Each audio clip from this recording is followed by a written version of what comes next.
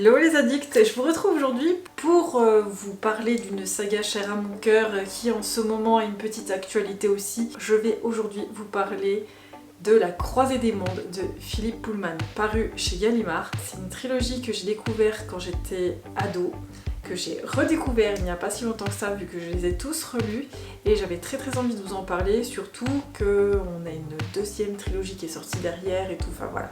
Je vais vous expliquer un petit peu tout ça, il y a beaucoup de choses à dire et encore, j'ai simplifié parce que je suis pas rentrée dans des détails de ouf parce que sinon je pense que je vous faisais une vidéo d'1 heure. Donc voilà, je suis restée light, donc c'est parti, on y va. Alors déjà je vais vous présenter un petit peu l'histoire quand même parce que on en parle beaucoup, mais voilà, au moins vous expliquer de quoi ça parle. Donc en fait, dans cette histoire, on va suivre Lyra, qui est une jeune fille de 11 ans, qui grandit en fait dans un collège, Jordan College, à Oxford, où en fait elle va être au milieu de grands érudits, maîtres, tout ça. Par hasard, elle va découvrir l'existence de la poussière. Alors qu'est-ce que c'est la poussière ? Donc en fait, la poussière, c'est une étrange petite particule qui apparemment est dotée d'une conscience. Elle est censée pouvoir briser les frontières entre les mondes. Et en fait, c'est une particule qui va susciter autant l'effroi que la convoitise dans cette histoire. Donc c'est assez paradoxal à chaque fois. Un coup, c'est l'envie, un coup, c'est la peur de cette particule un petit peu particulière. C'est vraiment l'essence de cette histoire. Et dans cette histoire, Lyra, accompagnée de son démon, Pantalémon, je vous expliquerai après ce qu'est un démon, va devoir en fait faire confiance aux gitans et à des ours en armure, parce qu'elle va être en plein dans un conflit qui va être énorme, et elle va un petit peu trouver sa place là-dedans, et elle va voir qu'elle a quand même un destin qui est très lié à ce conflit, et elle va essayer de comprendre pourquoi, et en fait elle va découvrir ça dans un voyage qu'elle va faire à travers tout l'Angleterre pour aller dans le nord. Enfin tout dans le nord, vraiment dans le nord.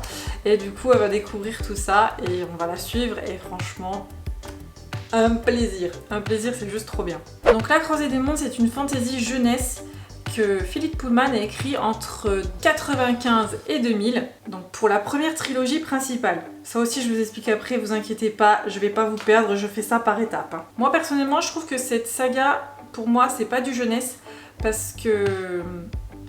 Enfin, il y a plusieurs niveaux de lecture, on va dire ça. Parce que, en fait, l'auteur va aborder des sujets qui sont quand même assez compliqués. On va vraiment parler du passage à l'âge adulte, de la mort, de la sexualité, de la religion. Beaucoup, il y a une grosse part de religion qui a été assez controversée d'ailleurs parce que au niveau du christianisme, tout ça, il y a certaines idées qui sont pas passées du tout. Et clairement, je peux pas vous en dire plus pour pas spoiler en fait la fin de la première trilogie. Mais voilà, ça a été assez controversé à sa sortie. Même si pour le coup en fait Philippe Pullman nous explique sa théorie sur l'origine de l'homme. Et rien que ça, au niveau religion, ça passe pas trop, forcément.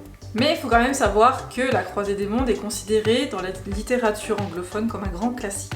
Mais pour moi, ce qui différencie Pullman de n'importe quelle... Enfin, de La Croisée des Mondes de Philippe Pullman de n'importe quelle saga, c'est l'idée géniale qu'il a eue donc du coup de créer les démons ou démons, je sais jamais comment on dit. Et donc voilà, le démon en fait si vous voulez ou démon, c'est une partie de l'âme d'un être humain mais qui est sous forme d'animal. Et Philippe Pullman dit lui-même, je dirais que le démon est cette partie de vous qui vous aide à grandir vers la sagesse. Alors dans le monde de Lyra, donc chaque être humain a un démon, donc une partie de son âme sous forme d'animal, qui est donc à l'extérieur de son corps. Et avant l'âge adulte, cette forme animale peut tout le temps changer. Jusqu'à l'adolescence, on va dire, jusqu'à ce moment où l'enfant passe à l'âge adulte, jusqu'à ce moment-là, le démon de cet enfant peut changer de forme tout le temps, comme il veut, suivant son imagination aussi, suivant son état d'esprit. Enfin, il y a tellement de choses qui font que... Et arrivé à cet âge adulte, le démon va se stabiliser, entre guillemets, et va retrouver une forme qui ne changera plus, et qui sera l'image de la personnalité de l'être humain qu'il incarne en fait. Je sais pas si vous voyez, mais clairement, j'aurais adoré avoir un démon. Vraiment. Il faut savoir que ces démons sont extrêmement liés à leur humain, ils peuvent pas s'éloigner physiquement à des grandes distances, sinon en fait, autant l'humain que le démon ressent un mal-être énorme, voire jusqu'à un point de rupture, on va dire ça. Donc faut surtout pas qu'il s'éloigne, et tout en sachant que si l'un meurt, l'autre aussi. Bon, il y a 2-3 petites choses qu'il faut quand même expliquer. Il y a énormément de livres qui sont sortis dans cette trilogie. Donc d'abord on a la trilogie principale, avec donc la Croisée des Mondes, avec le tome 1, les Royaumes du Nord, le tome 2, la Tour des Anges, et le tome 3, le Miroir d'Ambre. Toute cette première trilogie est sortie sous différentes versions, donc il y a déjà eu les grands formats, ce qui était déjà pas habituel pour des livres jeunesse à ce moment-là. En général, ça sortait en poche. On a eu les poches après, on a aussi des versions audio, qui m'ont permis de les redécouvrir, et des BD. Oui, des BD. Alors moi personnellement je ne les ai pas parce que je les trouve... Enfin les dessins sont pas du tout à mon goût, on va dire ça comme ça.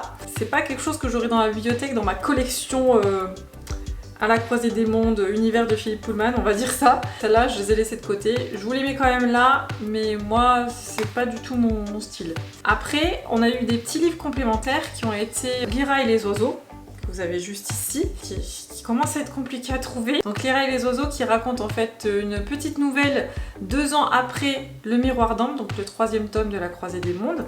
Et on a aussi Il était une fois le Nord, que je n'arrive pas à trouver, qui est dans le même format que le petit là, où là on va connaître la rencontre qu'il y a eu entre Lys Coresby et Iorek Bernison avant la Croisée des Mondes. Et c'est 2 personnages que j'aime beaucoup, donc j'étais trop contente de les retrouver, je les ai lus, enfin je l'ai lu et franchement...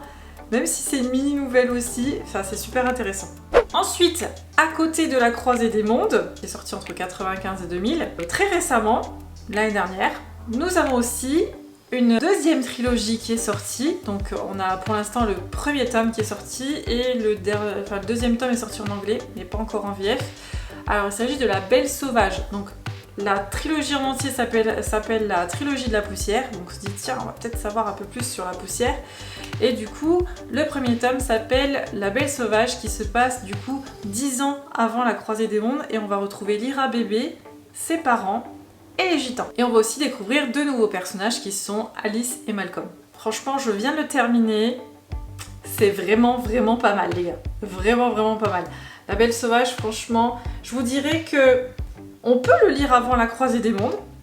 Après, personnellement, j'ai préféré le lire après parce que je trouve que c'est quand même mieux de connaître certains personnages. Après, voilà, il peut très facilement se lire avant.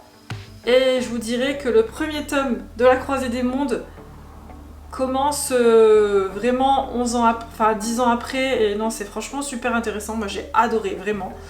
Et j'ai très hâte que le tome 2 sorte en VF. On a le grand format qui est sorti de La Belle Sauvage, et très récemment on a le poche qui est sorti. D'ailleurs on a fait en collaboration avec Gallimard, avec les filles, une petite vidéo que je vous mets tout de suite et je vous dis ça après.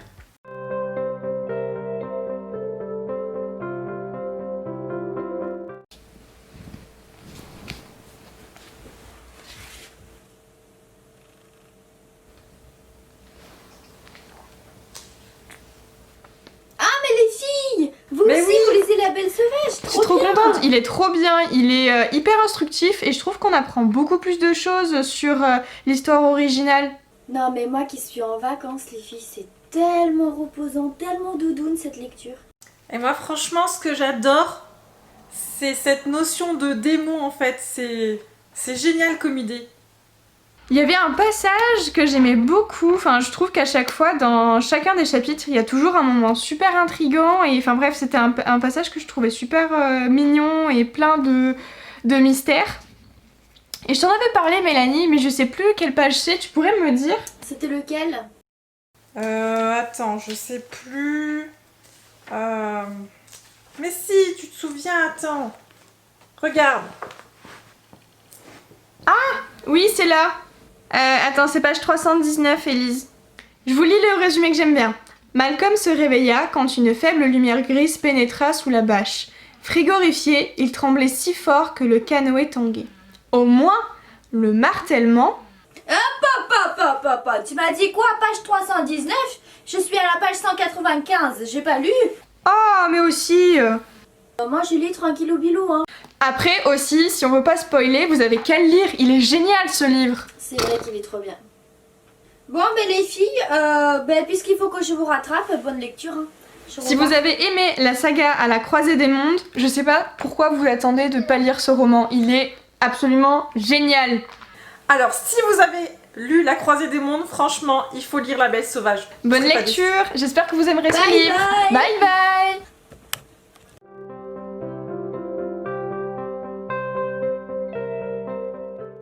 donc La Belle Sauvage est sortie aussi en poche et j'ai eu la bonne surprise d'avoir les premières pages du 2e tome qui étaient dedans à la fin. Donc je les ai lus et ça donne encore plus envie de découvrir le tome 2 qui sortira du coup en automne 2020. Et j'ai vraiment trop hâte de lire parce que ça va être juste trop cool. Ça se passe 7 ans après le dernier tome de La Croisée des Mondes.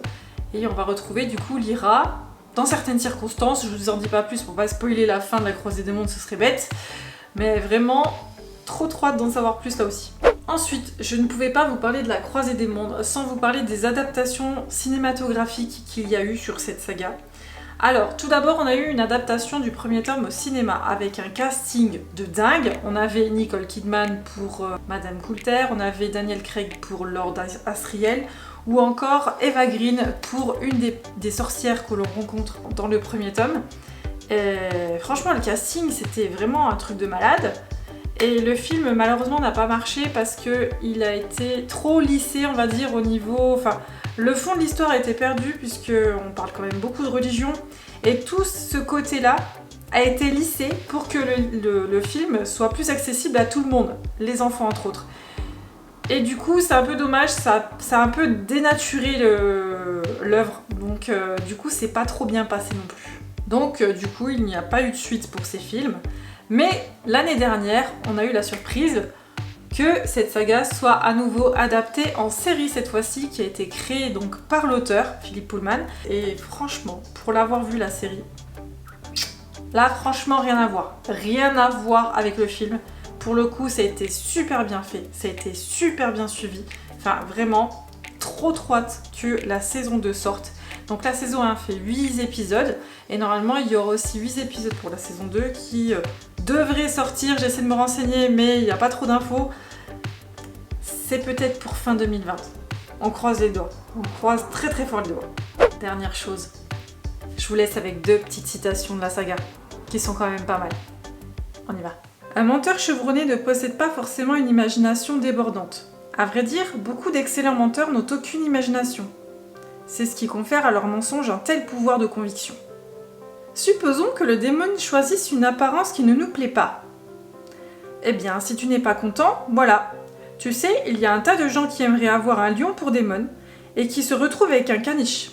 Et tant qu'ils n'auront pas appris à se satisfaire de ce qu'ils sont, ils ne connaîtront pas la paix. Voilà, j'espère que cette vidéo vous aura plu donc sur La Croisée des Mondes et que ça vous aura donné envie de la lire. Clairement, il faut. C'est important, fantasy jeunesse les gars. Enfin, jeunesse entre guillemets, hein. On dit bien parce que, comme je vous ai dit, il y a plusieurs niveaux de lecture, on peut très bien le lire ado. Comme pour moi, le 3e tome est un peu compliqué quand on est ado. Parce que là, on entame quelque chose, enfin, on entame du lourd quand même. Hein. J'espère que ça vous aura plu, n'hésitez pas à me dire ce que vous en pensez dans les commentaires de ce genre de vidéo, toujours. Et peut-être la saga suivante que vous voulez voir dans ce genre de vidéo. On ne sait jamais. Si vous avez des petites idées pour moi, bon, moi j'ai plein d'idées de saga à vous présenter, hein. Mais voilà, s'il y en a une en particulier qui vous intéresse, n'hésitez pas à me le dire. Allez, moi je vous dis bye bye et à la prochaine, salut!